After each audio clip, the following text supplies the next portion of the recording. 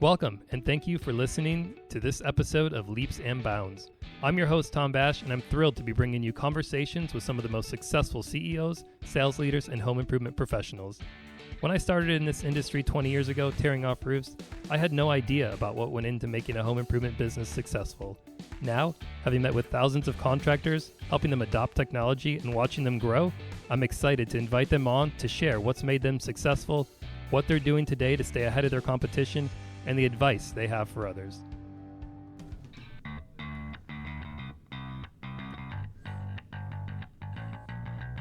On today's episode, I'm joined by Scott Moellenkamp, Chief Marketing Officer at ABC Seamless. With a long and storied history, ABC Seamless has made a name for themselves in the industry.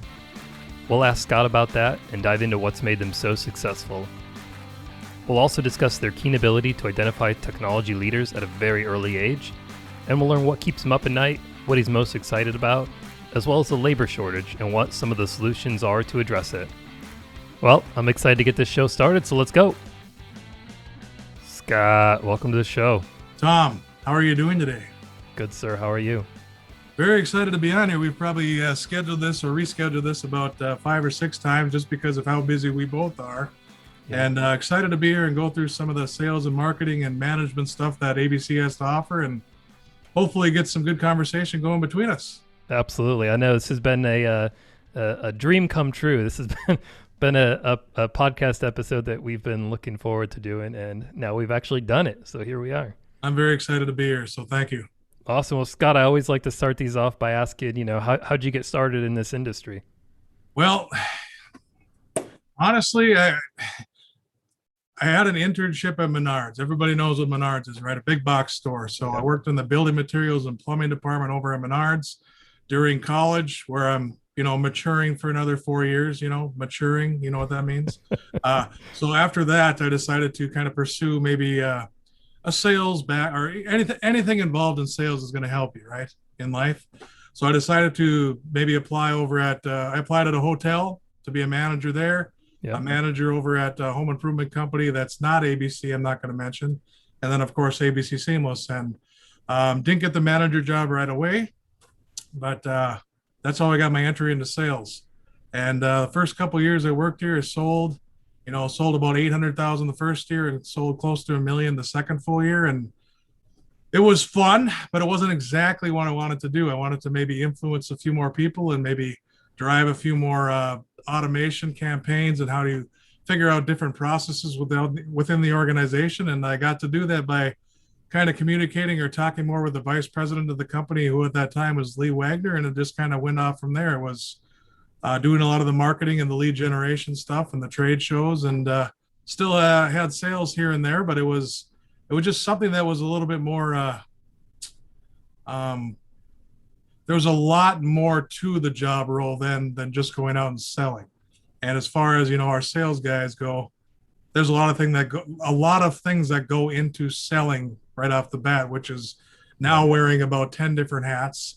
I'm a financer, I'm a salesman, I'm a professional, I'm a marketer, I'm a babysitter to, in a lot of cases, on getting back to their own campaigns and being able to send their own letters and postcards or building results on that. So sales really drove me right into the role over here at ABC, and then basically just everything took off from there. And now, of course, I'm the chief marketing officer of the company, which is really fun, and kind of been doing these job roles for about probably a lot of them for about 8 years, but all it is a title that changed. So yeah.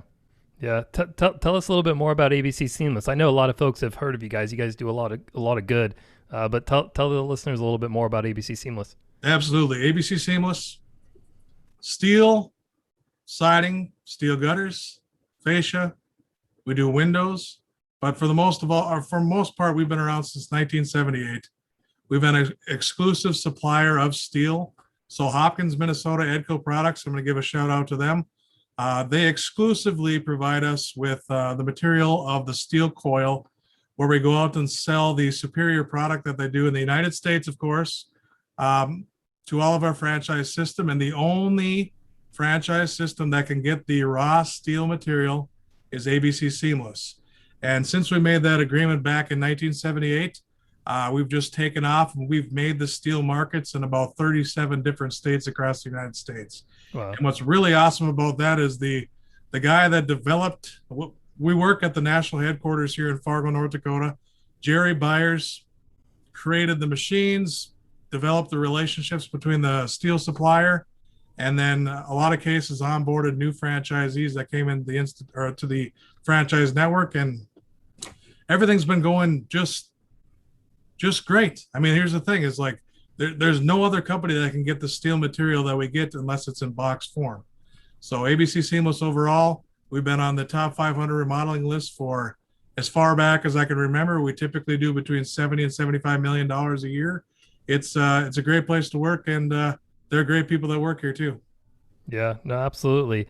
I'd love to know, like, what is unique about the metal? Like, what's the value that you're selling with that? Because it's different than what most people are doing today. So that's a great question. And here's the thing, like I can give you all specifications and whatnot, but for the most part, it's the people, it's the experience that you have within the ABC Seamless selling experience to customers.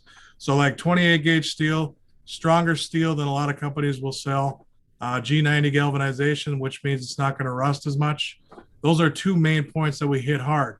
But it's the actual personal attention to the customer in detail, which is the customer experience overall, that leads us to where, hey, we've taken care of our customers for over 40 years. We're planning to do it for another 40 years. And that's kind of what sells us now. It's the story that we tell to the customers and how we show them, jobs we've sold 40 years ago that look the same as they do today. And it's just amazing on the transformation of being able to show the customer something that, hey, in a lot of cases, our testimonials will show a customer buying back in 1979, taking a video shot or content marketing out to, someone in 2009, which is, 40 years later, and showing them, wow, it can look the same as it did 40 years ago. And then just having them kind of like think in their mind saying, wow, why wouldn't I buy something that's guaranteed not to fail for me? And that's why a lot of people go steel, because it protects your home for life. It's not just a vinyl product that'll last for 15, 20 years. And also another thing with us, we've never discontinued a color or style. Everything that we've offered for the entirety of ABC Seamless opening back in 1978 is still offered today. So there's lots of amazing things that ABC Seamless has to offer, but you can check it out at abcseamless.com anytime you want. Yeah, awesome. We'll dive more into the business, but I got to ask you, I've personally never been to Fargo, North Dakota. I think I've had a couple invitations. I mean, I first heard of ABC Seamless, 5 years ago or so. And, I've had some current colleagues and past colleagues that have made it out there. But I mean, I got to ask you, like, what's the biggest myth you hear about Fargo, North Dakota when you tell somebody that that's not from the area, that's where you're at? Well, Fargo, North Dakota, for a lot of I've been doing with the national campaigns with Deb and Elizabeth and Jerry for a number of years. The funny thing is every time you talk to somebody, whether it be from Leap or Socius or Hover, I'm just name dropping a couple things that we've had the last few years. They really want to come see Fargo because they want to see if it actually gets to 60, 70 below wind chill. Right. And we've had some meetings where it's been that cold, but meetings sometimes at 0 degrees, they're still saying, like, guys from Florida or California, we haven't seen anything that's below freezing ever.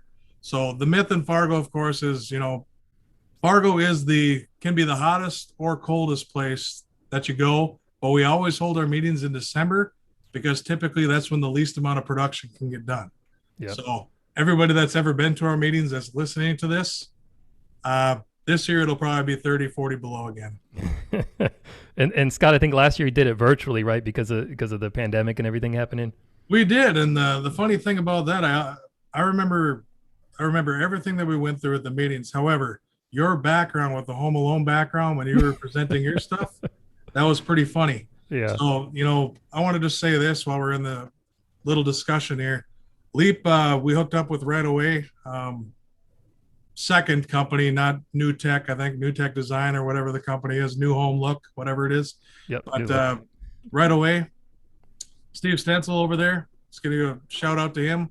We built three different companies under the same profile when we started up, which was brand new to him too. And then we basically talked like a boyfriend and a girlfriend for probably 3 weeks on developing some of the things. And he spent a lot of time with us, and just happy to be part of being able to communicate with him right away, and him be able to spend the time with us to learn new things about the home improvement industry from the steel side. And that's the thing, is like, really enjoyed talking to him a lot because he's a very smart guy. And we're happy to be part of Leap, and we plan on being part of Leap for a long time. That was my little infomercial within the podcast here. So I appreciate that, Scott. You bring up a good point, though. I don't think a lot of people would know this, but ABC Seamless, I mean, you guys are very much on the front edge, I'd say, of technology. Like I mentioned, being aware of ABC Seamless 5+ years ago, and it was back in the early days of Hover. And you guys continue to adopt technology, I feel like, very early on. I mean, is that a strategy? Are you consistently looking for new technology? Does it find you? I mean, how are you guys always at the forefront of different solutions? it works both ways. So we try to look for the best possible. Well, first off, ABC Seamless, we sell at a very high price investment in a lot of cases. So we want to make sure that whatever goes along with what we sell is some of the best companies that we work with. So right away, it comes to us in the format of like networking through data. Like I knew Tim Mush. He's the one that actually let me know. He's the developer of Market Sharp, if anybody out there doesn't know. But he let me know about you guys back in, well, before you guys were really a company. And he's the one that set up a call between us. And he's the one that told me about Hover as well. So, and I know you used to work over there, and now you're over at Leap. So you're really into the home improvement industry and technology parts. So reading this book back, The Purple Cow, which I guarantee you've read multiple times, just basically saying the early adopter, even though perfection isn't there, it's still the early adopter usually moves to the top, which that's why our whole mentality over here is to adopt technology, adopt new ideas, adopt different ideas. If I go through some of the ideas that we have for commercials later on this call, you'll be like, wow, that's kind of outside the box a little bit, but it's pretty exciting. So getting back to the technology question, it finds us in a lot of ways, because I'm sure you get enough conversations or emails sent to you saying that these companies are better and better all the time, right? So on probably talk to 2 or 3 different companies every week about saying that they're the best. Within 5 minutes, typically you'll know if they've got the repertoire or the position to where they can actually show you that they're the best. And Steve, when we talked to him right away over at Leap, 3-hour conversation we had before we said, yes, let's do it. But overall, it's just because you guys right at that moment in time, you were just starting up. And now look at you. Right away, about 3 weeks in with talking to Steve, I said, hey, how do I buy into Leap now?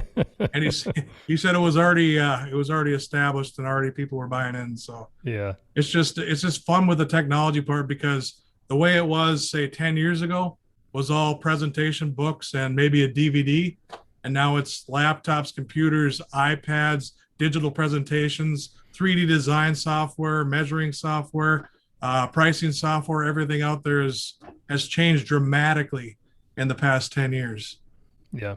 Scott, I wouldn't be surprised if, ABC Seamless was a part of some private equity group that was like, identify for us, the leading technology companies, because, you've got a good eye, right? You were with Hover early on, you were with Leap early on, you were with Market Sharp early on, and these are all companies that are doing really good things in the marketplace.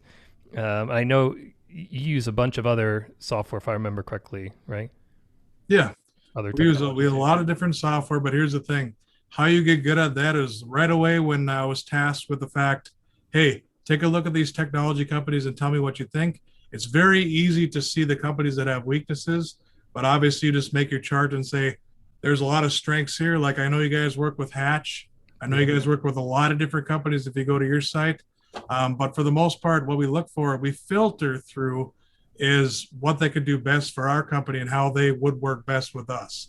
And, having the experience of being able to talk with all these companies, or them coming directly with me and setting up a Calendly link to where they have 20 20 minutes to take of my time or ABC's time to visit about what they have to offer. It just makes it easier over time. Doing it for the last 10 years, you find out maybe what the best companies are, the best people actually nowadays, the best work culture. Because you were just telling me that there may have been a beer cart rolling into your office if you didn't put a sticky note on your door. Yeah, that's correct. That's Yeah. what do you say? Wind down Wednesdays? Yeah, we call it Wind Down Wednesday. So we do it every month, and the new hires roll in with a cart of wine, and we make our selection, and it's good for the company culture. So that's the thing. Like looking at a lot of companies out there, kind of comparing cultures. You guys have just on how you do your posting, how you do your social media or content marketing. That's what we want to try to strive to follow, is setting that example and trying to follow with some example for ABC Seamless. And it's not copying, it's doing our own thing, but it's making sure that we actually commit to communicating with our employee base, which is the most the most valuable part of any organization is the employees. Customers, of course, too, but the employees are who set your example for your whole organization and who communicate to the all the customers out there that are purchasing from you. So lead by example, and that's exactly what's in that Purple Cow book by Godin, I think his name is. And just a terrific book. So read that too. There you go, Seth. If you hear this, email me. Let me know. There you go. I love. There's a quote by. It's funny. A lot of people attribute to Steve Jobs, but actually Pablo Picasso said it, and he said, "Good artists steal, or I'm sorry, good artists copy, great artists steal." And some people look at that and say like, that doesn't make sense, but really what they're saying is like, great artists make it their own. So they'll take things that are working somewhere else, but they'll make them their own. They invest in them, they tweak them, and it becomes their thing, and they own it more than just saying, oh, that works there, I'm going to just copy it over here. It's really owning it. So I think you guys do a good job of that. Yeah, and I didn't know that came from Pablo either, which I know Pablo very well. I'm just kidding. But Brian Elias, which a lot of you guys know out there, was 1-800-Hanson's. He owned that company till about 2017, I think. And he said the same thing. Every idea has been done before. It's just what you do with that idea and how you tweak it and make it your own is how people will follow you, and more people will be more of a magnet to you. And that's the thing, is like, ever since he said that was probably 10 years ago now. But ever since he said that, you just start thinking like, well, yeah, I guess most ideas have been done, but it's how you take that idea and run with it and make it your own. And that's exactly what we're trying to do here. And you guys have already done it. So it's pretty awesome. Yeah. I'd love to find out more about like, what do you do in your day to day? What does that look like? It's a great question. It's not a very simple answer, but for the most part, it's just trying to figure out, well, we do on Mondays, basically Mondays where we figure out what we're going to do for the week, right? So we figure out, who we have to communicate with, what we have to put together, whether it be trade show analytics or reporting analytics on sales and marketing results, or franchisees that we want to communicate with about machines, everything. So it's not only a small business that we run here. It's working on the whole ABC Seamless organization, and a lot of meetings. And we don't try to have meetings just to have meetings. There's got to be relevant content to it. So typically we create our agendas and figure out what our plan is on Monday. And then we do podcasts on Tuesday, usually with the sales teams and the franchisees. Tuesdays afternoons, maybe relax a bit, maybe go out to eat or something, and then come back and then try to edit some video and production for content marketing. Wednesdays and Thursdays are usually where we hit the ground running here, try to figure out some new communications out as far as plans through email marketing or content marketing for the social medias, or tweak our campaigns on pay-per-click and Google, etc. And then get out maybe an email every single week with what's going on in the ABC Seamless world, which isn't really a newsletter anymore. It's just a information piece, Yeah. So calling it news, okay, it's ABC Seamless newsletter. It's just information sent your way, whether it be in written content or video content. And then Fridays typically kind of wind down the week with, we had scheduled Fridays for a long time, you and I, but we decided to do a Wednesday instead because it worked better.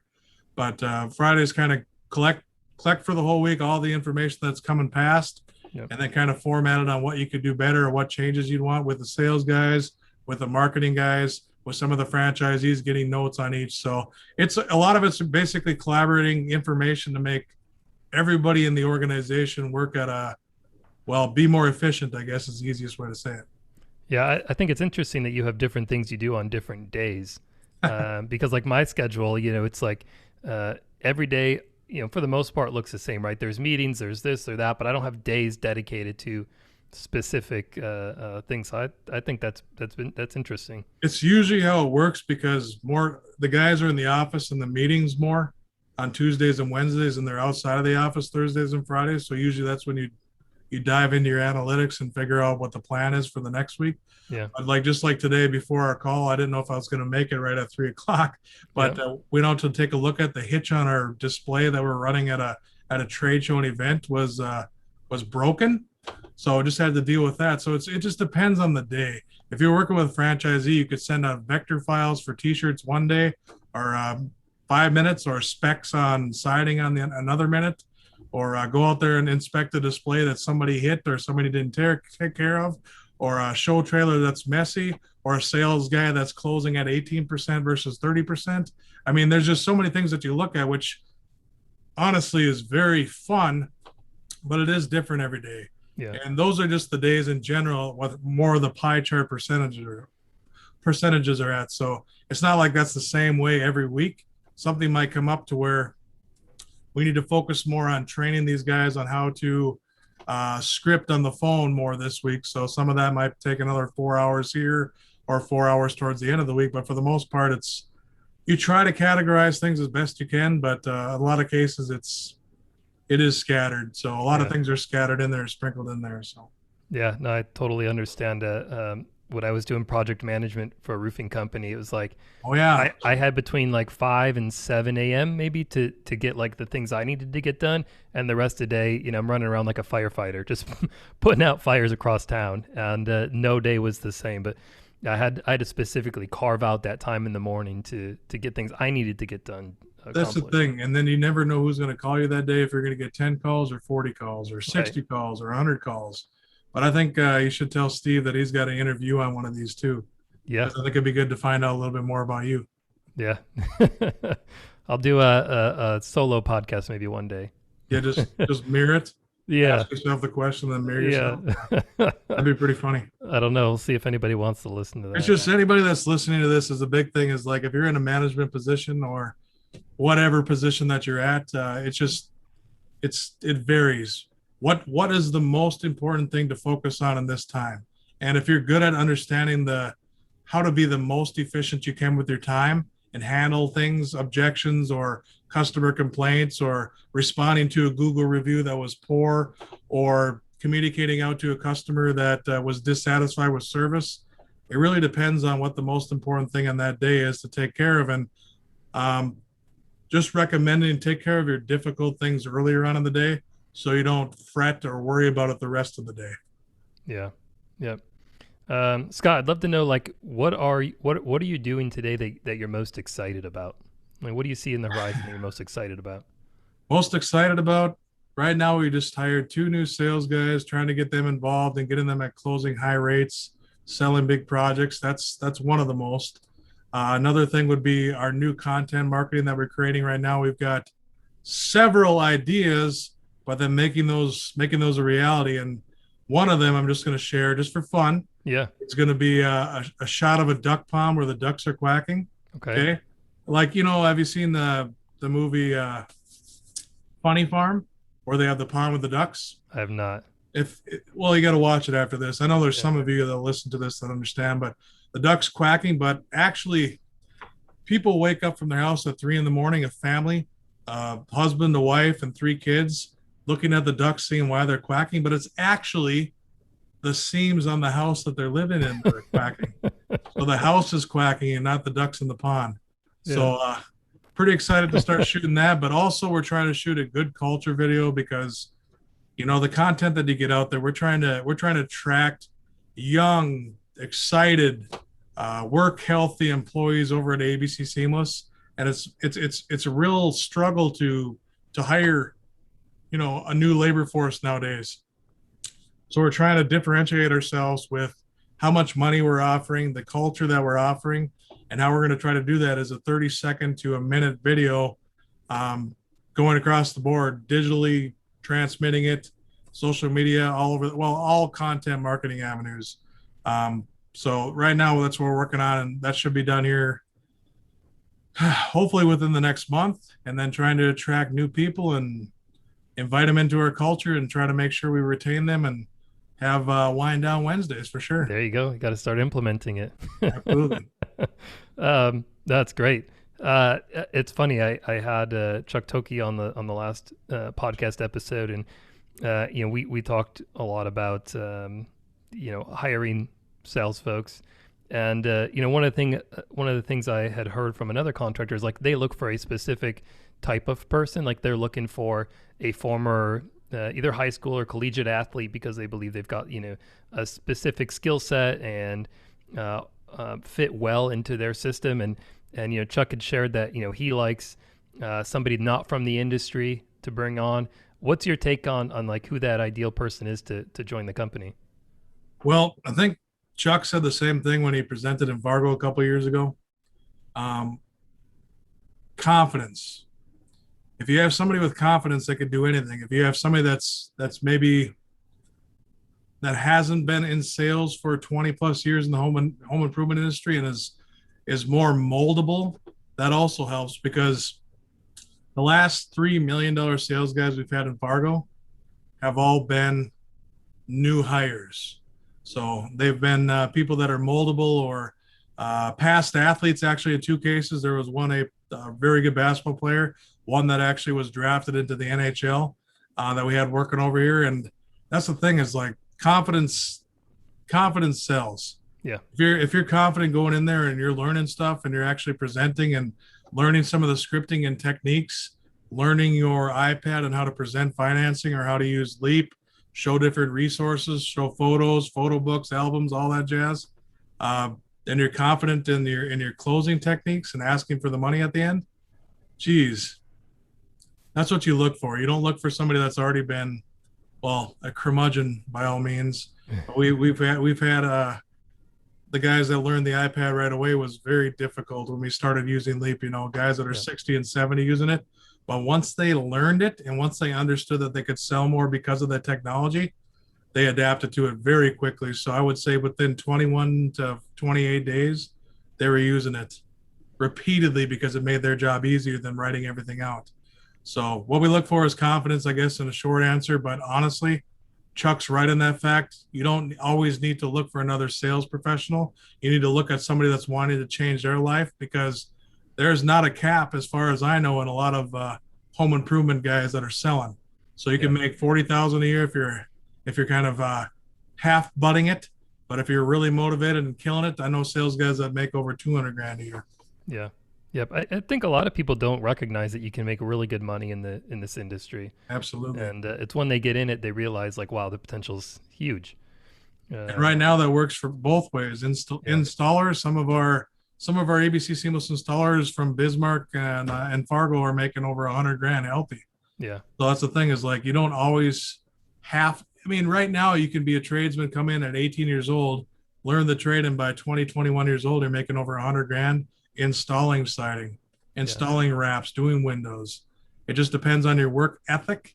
It depends on how many hours you put in, and really depends on how well you're motivated. So yeah, it's amazing. And I hope that for me, it's like a passion thing. Like I want more folks Absolutely. to get into the trades and to do these kind of things. And I don't think everybody needs to go to college, and a lot of people they don't want to, they're not ready, it's not their time. But yeah, you'll talk to a lot of people that are at 21, and you've got on one hand, you've got, like you said, installers that are making 100,000. You've got others that are coming out of school with 100,000 in debt, and there's a big difference there. So I do hope that word gets out more that it is a great career path, and there's a lot of options out there, and I think a lot of people can benefit from it.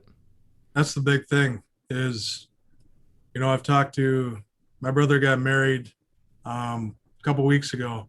There's he's from DC, so politician, whatever. There's probably 5 or 6 very healthy lawyers there, firms, whatever, that dealt with. Hey, they had the question they asked, why why aren't there more people in the trades? Because I just introduced myself, I did this and that or whatever, Yep. and they think it's going to come back. But here's the thing: remember growing up, your parents are always like, well, you got to go to college. When has that changed? How many people has that affected so far to where right now there's more people than ever that are wanting to go to college? So when do you ever say like, hey, you don't have to go to college right away. You could try this out. You can make some money first, and then you can decide what you want to do. But I think it's trying to find yourself right away. That's probably the most difficult, because in a lot of cases, people that go to college, it's just well, I'm going to go to college and just be away from my family and just go 2 years and get my generals, and then I'll see what I want to do. A lot of people don't know what they want to do. All we know, and we've already been through it because you roofed at some point, right? Yeah, absolutely. Yeah. So, and then you were in the military too, I believe. Yep. Yep. Yep. So you've been through that. You went through that cycle to where, you probably didn't know exactly what you wanted to do right away, but now you're doing what you want to do, I assume. Yep. And that's the thing with a lot of people. It just takes more time. They make their decision later. And I think the way we propose it is, telling them right away, you can make this amount of money. So you have 2-3 years or whatever plan you want. Come over to ABC Seamless for 4 or 5 years and install, make some money, and then make your decision if you want to. Because you can grow with ABC too. And that's the big thing. I'm going to do a little tote here. Yeah. But a lot of our installers that started here have went on to pursue careers of actually managing their own franchise organization. Well, I'm looking at a map right now, but from 36, 37 different states across the United States. We're still looking for Colorado and Arizona. Why not come over to ABC, work a few years, learn the trade, learn the industry, start your own franchise? I mean, that's a big thing. A lot of people don't think of like the bigger picture. They look at like, well, what do I want to do now? I'm going to go to school and become a businessman. I'm going to work behind a desk, make 50, 60 grand a year, whatever. You can start installing in Fargo, North Dakota, or wherever we have ABC Seamless dealers for more than that. Yeah. And it's just the value system, I think. Yep, absolutely. It's also a mind shift, and I think it'll get there. There's a lot of I hope so. Student debt's a big issue. Lack of a labor force is a big issue, and so I think those two I think will continue to rise up to the surface, and hopefully more will be done to help out. So do I. So Scott, I asked you, what you're excited about, but I got to ask you also, like, what keeps you up? What keeps you up at night? Well, I want to own my own franchise sometimes. So keeping me up at night is how we can be more efficient as a company, because it's going to help everyone at that company gel together more, to understand the business more. And that's kind of what keeps me up at night, is thinking about every part of the business versus just my own. Sometimes that gets me into trouble, though. Not going to lie. You might overstep your bounds a little bit here or there, or ask certain questions that make people feel, that I'm, interrogating them to some degree, but it's trying to understand the business overall. And that's what I've learned over the years, being able to work with the president and vice president of the company pretty much on a day-to-day basis, is you should ask those questions. If you're really excited about, your future or your family's future, to better your life and their life, you should be asking the questions, that make you tick. And right now, like since I was 25 years old, which is however many years ago, 10 years, I wanted to pursue owning my own business. And I truly believe that in the home improvement industry, as everybody needs work done in their house. So what better business to be a part of, and what better business to make a higher margin in, to better your life and your family's life, than doing an ABC Seamless thing or doing a home improvement thing. Yeah, absolutely. I got another question here for you. Yeah. Why do you think customers choose to work with ABC Seamless? Well, that's also a great question. Hopefully this is a great answer.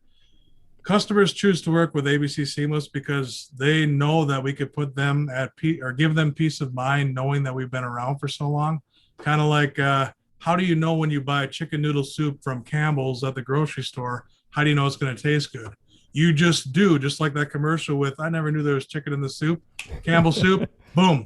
That's the big thing is it's what's expected out of a company. And out of ABC Seamless dealers, everything is expected from the customer. And we rarely disappoint. And that's the big thing is if somebody can, just like Nike shoes or any other company out there, you can mention that, Mercedes Benz or whatever. We like to basically compare ourselves to a Cadillac of steel siding. And if you can compare yourselves to a Cadillac of steel siding, that's what image we try to portray. And by portraying that image with how we protect customers' homes and how we protect their legacy on their farms or their lake homes, we protected homes for, well, over 40 years, close to 50 years now. If we could put their mind at ease, letting them know that they're not going to ever have to do anything other than doing a steel siding job once every 100 years, that's what we like to do. Yeah. And with our service that comes after the fact is second to none, because if someone has an issue with the siding for some reason, peeling or rusting, etc., we also have the co-authored warranty with Edco Products in Hopkins, Minnesota, that protects the homeowner to where they know we can get that same color material and not pass that cost off to the homeowner, because we've got that written in our warranty of how long we're going to protect their home.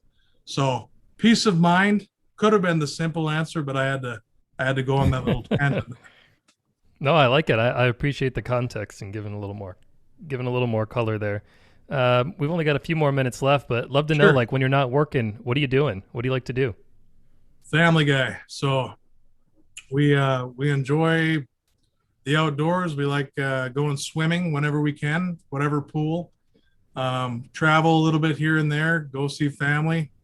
Fires out in North Dakota, now we can actually have them again after the California fires and all that jazz. Oh, okay, yeah. But for the most part, it's really just enjoying the family, enjoying cousins, uncles, aunts, traveling here and there, and I love all my kids. I love my wife, so the best time spent away. And that's the thing is I poured a lot of my hours and time into ABC Seamless already, so I'm pulling back a little bit and putting those hours more with my family now. Yeah, I think as the older we get, we're right about the same age. So I feel like the older we get, the more mature we get, the more we value that time with family. Because like you, it's like, I for several years in a row, it was on like 200 plus flights a year and just all over the country and spreading myself really thin. It takes a while to realize, doesn't it, though? Yes, absolutely. Like you're like, I want to do this. I'm putting this job on a pedestal. You can have that job on a pedestal, but you have to remember you only have a certain amount of time with family. Yeah. So I realized that, not even too long ago. But now that you realize that, it kind of helps you be a much more well-rounded individual that understands family is more important than, work. Yeah. And that was hard for me to realize right away too. So yeah, that's important. Only 200 flights a year though. That's it. Yeah. I think the most was like 220 something. Not that I was counting. But I didn't travel for I think a year and a half with the pandemic going on and stuff and all the restrictions, but somehow I've still got top level statuses with a couple of the airlines. I think it's still there. I was flying way too much. I realized at one point that I'd spent 180 nights in a Marriott hotel one year. I mean, 180 nights is like, there's not even that many days when you go 300 when you multiply that times two, because it's overnight. And just spending way too many nights on the road. But so be it. But I'm going to ask you the same question. I'm not interviewing, but my guess is that when you had that change, it was, kind of like foresight, trying to flip positions a little bit to where family was going to come first, and then maybe that's why you came over to Leap. Maybe gave you a little bit more time to do that. No, that wasn't the reason, but it was definitely really the pandemic, I think, is what kind of opened my eyes on that, because that's really when the travel stopped, when COVID came around. And like you, I mean, anytime I get away from work, when I'm not working, it's, I'm with the kids, with the family, we're going to the lake, to the beach. We really enjoy being outside. So anything that we can do, as a family outside is really valuable. And, my daughter's 6th birthday It was just a little bit ago, and it's like seeing those years tick up. It's like, how'd you turn 6 already? Like you were just a little baby, and now you're 6. You graduated kindergarten, and you just realize like those moments and those days, they not going to get them back. Yeah, and they feel like they go slow, but then you look back and you're like, wow, fast.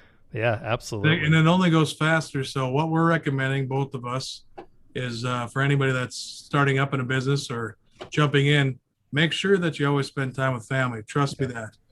Took me long enough to realize that. And my daughter just turned 6 in April too. So yeah, there we go. Yeah, it's years you won't get back. At 6 years feels like 0. Yeah, no, absolutely. We're over time here, but want to ask you last question here.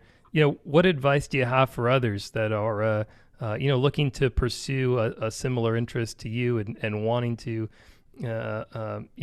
contribute to a successful business and look to continue to grow their career? That's probably the toughest question I've had so far.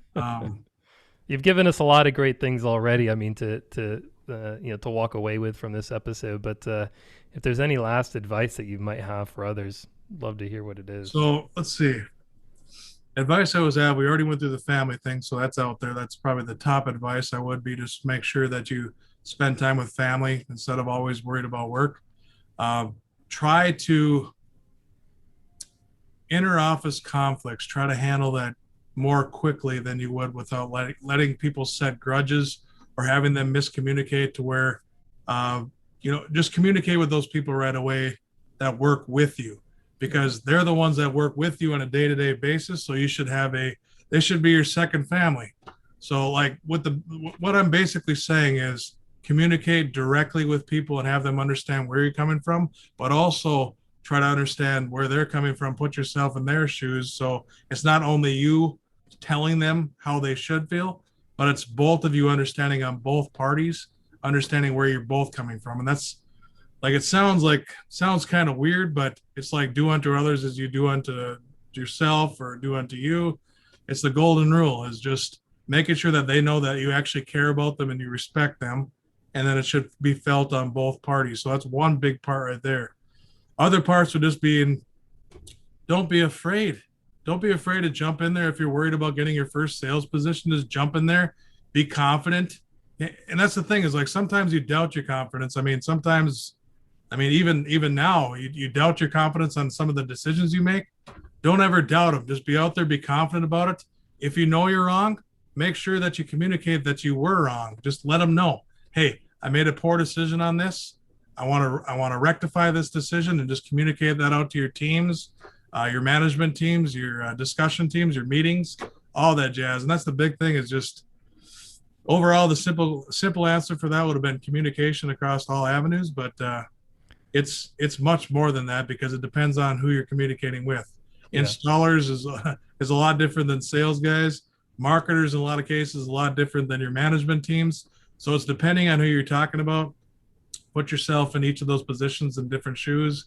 And the more you do it, the more you're going to understand where everybody's coming from, and the more knowledgeable you get. So every day, try to learn something new. Yeah, that's a lot of, you packed a lot of things into. Try to, but I was rambling too, but yeah. No, you're good. I mean, yeah, be empathetic, have confidence. I think all those things too are good even outside of work. Those are good things too for the family. Since we were on that topic. Well-rounded individuals are a lot more pursued than static. So, yeah. You know what? I always look for somebody that's eager to learn. When we're talking about hiring, like, I always want somebody that's willing to learn, that wants to learn, that's eager. Give me that person every day. And motivation. Successful. Yeah, be motivated. Get out there. Be hungry. Don't be afraid. And then just make sure that you have your life kind of in order if you can. But a lot of times you won't have that until you find out what you want to do. So if what you're doing right now isn't what you want to do, try to find out what you want to do. Yeah. It's easier said than done, though, right? Absolutely. This has been really good. I really appreciate the conversation, and I'm glad we could make this happen. I'm sure there's a wine cart somewhere out in the hallway that I'm going to track down. Wine down Wednesdays, baby. That's right. But appreciate it, Scott. Thanks again. Hey, thanks, Tom. Well, that'll do it for today's show. I truly hope you enjoyed this episode of Leaps and Bounds. If you did, be sure to leave us a 5-star rating and review and subscribe to the podcast. We look forward to bringing you more exclusive conversations with some of the most successful home improvement leaders.